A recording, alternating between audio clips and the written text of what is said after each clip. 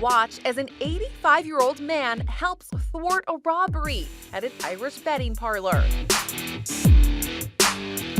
Denis O'Connor was in the Bar 1 racing office in County Cork when a group of armed, masked people entered the establishment.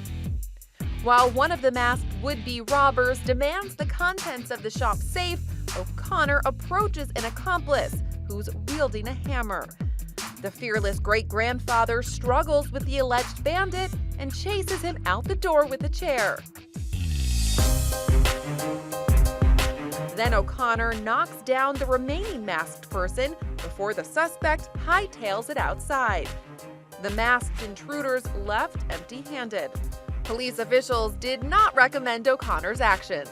There is a huge risk factor in trying to take on people who come in to carry out a robbery. But the shop's manager is grateful to the octogenarian. I owe Denis a huge debt of gratitude. It was an incredible act of bravery from him.